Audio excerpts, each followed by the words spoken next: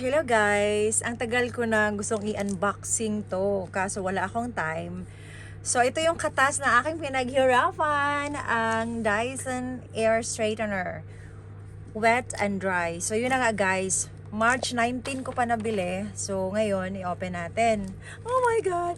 This is my first time na bumili.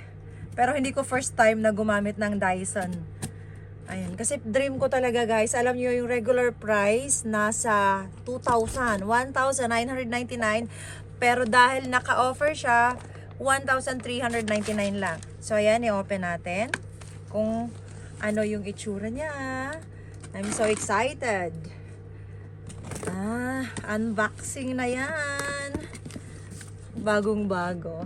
Dahil wala akong time mag-unboxing. So ngayon lang.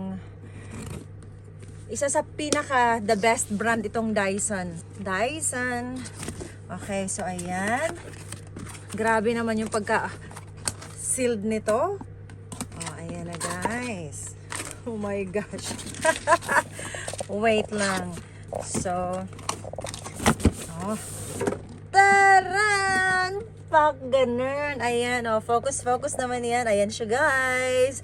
Ang regular price ay 1,999. Tapos, nag-offer siya nung last March, 1,399. Ayan. So, open na natin. Ayun. Ano ba to i-open, B? Wait lang, kasi naka-sealed, of course. Bagong-bago eh. Taran.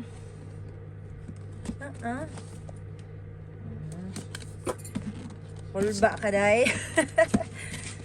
Oh, dahan-dahan.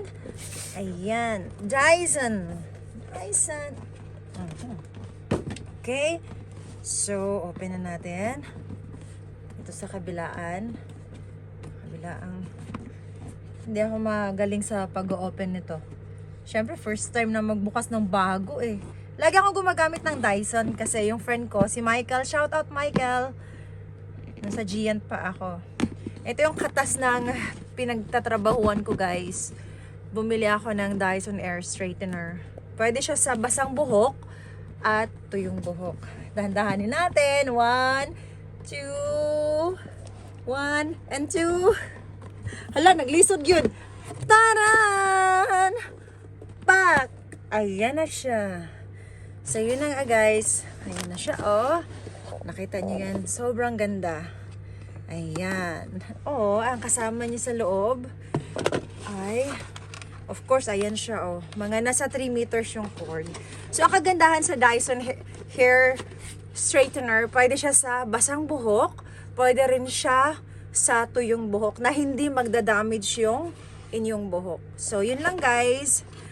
Sa mga gustong bumili niyan, lagi naka-offer sa Carrefour or sa Giant. Thanks for watching!